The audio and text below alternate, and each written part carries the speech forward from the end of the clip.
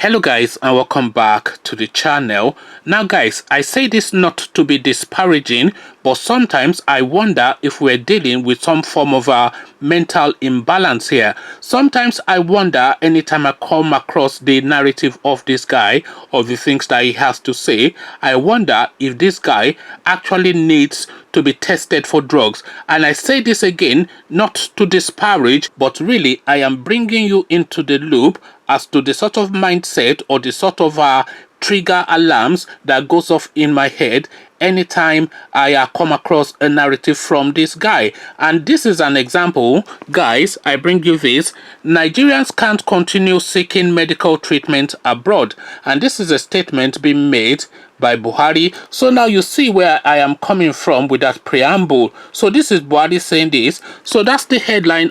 So again, Nigerians can't continue seeking medical treatment abroad, and yes, it is Mallam Buhari that has the audacity to make this statement. So now let's see now what is being said here. President Buhari on Friday, January the 3rd, stated that Nigerians can no longer continue seeking medical treatment abroad.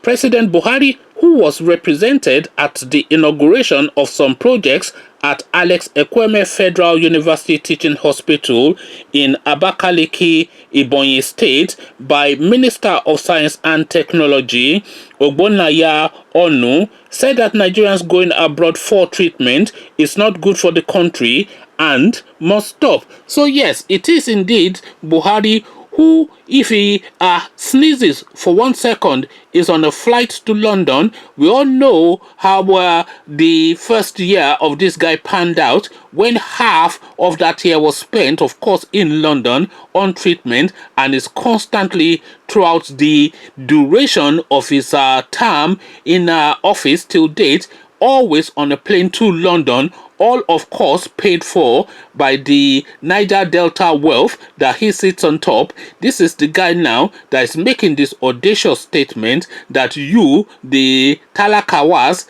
and the Almanjeris, because all of you are Almanjeris to this guy, that he can go abroad because of course he's a special kind of being, but you ordinary mortals, you mere mortals, you non-persons, you are not allowed to go abroad whether you can afford it or not, because of course they are going to block access to foreign exchange for medical treatment is really what this is a precursor to. So this is a move with intent, and they're not saying this in isolation. We carry on.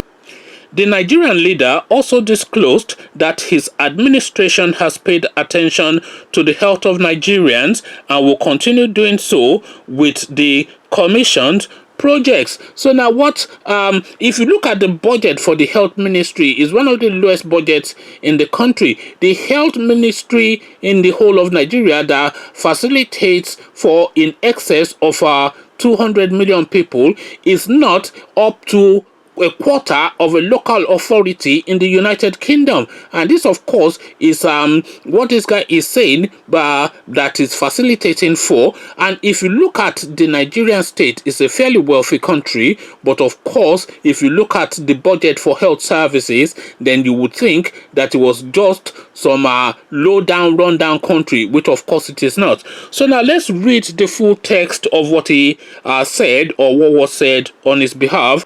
Nigerians have suffered so much going abroad for medical treatment. So that first bit I will agree with, especially when they go to India, because every time and any time that I read about somebody going on a medical treatment to India, that person always comes back in a body bag. So I'm not quite sure why people are still going to India for medical treatment when they can easily go to Dubai or go to Germany or the UK or some more civilized country, but they go to India and come back in a body bag. So I'm not quite sure if that is what is being referenced with that opening statement, but if I read it in that context, that I agree with. It goes on, this is not good for us and must stop because we can't afford it again. We have paid very serious attention to the health of our people and will continue to do so. The projects you celebrate their completion today were seriously affecting the workings of this teaching hospital. But today, we can say their completion have started helping to improve on the performance and welfare of both the staff and patients of this hospital. I wish to use this medium to congratulate the Secretary to the Federal Government of the Federation, Mr. Boss Mustafa, and his team in the Ecological Fund Office, the project contractor Messrs. Amayaro Nigeria Limited, as well as the project consultant Messrs. Kanode and Associates Limited for their commitment to ensuring timely and speedy completion of this project. So now this is the project now being commissioned, but of course you look at the names behind it. Boss Mustafa. So now why Boss Mustafa is behind this project, I don't know. I'm not going to make any inferences on anything that I don't know, but of course this name recording in the background is something that sets the alarm bells going. But what really alarms and annoys is really that opening stanza where these people are saying that Nigerians should not be going abroad, when there's nobody within the Nigerian governmental structure who would have something as minor as a flu and is not immediately on a flight to some Western country or the other. Conversations in the comment section, one rule for them and another rule for the rest of you. This is really effectively what this means, because there's no other way to read this apart from as that. Come tell me thoughts about this silliness that you've just heard in the comment section. But before you do that, click on the red subscribe button so it turns gray. The bell button notifies you every time I drop a new video. Then come tell me the rank hypocrisy of this statement, what you are making of it, because this is one of the most hypocritical things that I've ever heard in my life. So come tell me what your view is, or what your take is. So I'll leave you here. Carry on with you in the comment section. But here I say peace.